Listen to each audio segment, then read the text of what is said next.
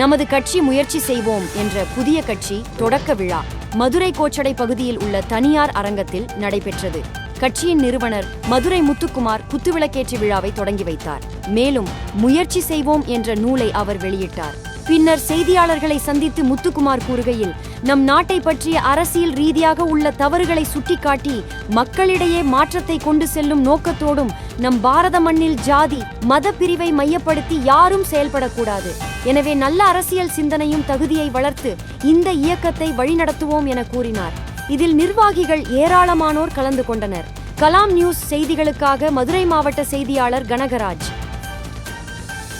என்னோட பேர் முத்துக்குமார். நான் மதுரை மாவட்டம் தோரிமானில் ஒரு லேத்து பட்டறை வச்சுருக்கேன். விராட்டிபத்தில் குடியிருக்கிறேன்.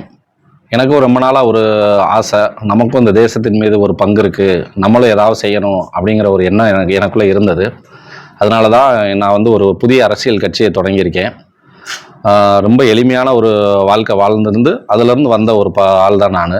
பெரிய லெவலில் கிடையாது, ஆனால் நம்மளாலே முடியும் அப்படிங்கிற ஒரு நம்பிக்கையில் ஆரம்பிச்சிருக்கேன். என்னோடய இயக்கத்துக்கு பேர் முயற்சி செய்வோம்.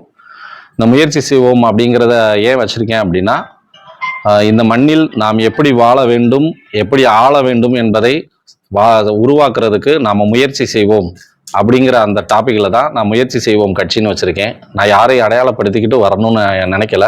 ஆனால் நமக்கான தேவையை நாம் எப்படி உருவாக்க போகிறோம் அப்படிங்கிறத பற்றி நாம் யோசிக்கணும், அதை நாம் செயல்படுத்தணும். அப்படிங்கிறதுக்காக இதை நான் உருவாக்கியிருக்கேன். என்னுடைய கட்சியினுடைய பெயர் முயற்சி செய்வோம் கட்சி.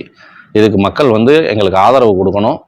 எங்களுடைய முயற்சி செய்வோம் கொள்கைகள் இதெல்லாமே வெளிப்படுத்தியிருக்கோம். நீங்கள் அதெல்லாம் படித்து இந்த பத்திரிகையாளர்கள் மூலியமாக தெரிந்து கொண்டு எங்களுக்கு ஆதரவு கொடுக்குமாறு கேட்டுக்கொள்கிறேன். 2026 சட்டமன்ற தேர்தலில் போட்டியிட இல்லை, இன்னைக்கு தான் நான் ஆரம்பிச்சிருக்கேன். இன்னொன்று என்னன்னு கேட்டிங்கன்னா, இதில் நான் தலைவர் கூட கிடையாது, ஒரு நிறுவனர். இதை நான் உருவாக்கக்கூடிய ஒரு கேரக்டர். இதுக்கு அடுத்த ஸ்டேஜில் யார் இருக்காங்கன்றதே நான் இன்னுமே தான் முடிவு பண்ணணும். ஆனால் எங்களால் முடியும் அப்படிங்கிற ஒரு நம்பிக்கையோடு நான் அதை ஆரம்பிச்சிருக்கேன். எப்படி வாழ வேண்டும் அப்படி போட்டிருக்கீங்க? ஆமாம், கண்டிப்பாக நான் அந்த இயக்கத்தினுடைய புத்தகத்தில் நான் எல்லாமே டீட்டெயில் கொடுத்துருக்கேன். எப்படி வாழணும் அப்படின்னா, ஒரு வார்த்தை சொல்கிறேன், நீங்கள் அதை எப்படி எடுத்துக்கிறீங்கன்னு எனக்கு தெரியாது. நம்ம நாடு ரொம்ப நாளாக நம்ம வல்லரசு நாடாக போகிறோம், அதுக்கப்புறம் நம்ம தமிழ்நாடு முன்னோடி மாநிலமாக இருக்குது எல்லாம் பேசுகிறோம். ஆனால் எல்லாத்தையும் பேசிட்டு மக்கள்கிட்ட போய் ஓட்டு கேட்க போகும்போது, நான் உனக்கு சாக்கடை போட்டு தரேன், நான் ரோடு வசதி செஞ்சு தரேன், தெருவுகளுக்கு அமைச்சு தரேன்னு தானே கேட்குறோம்.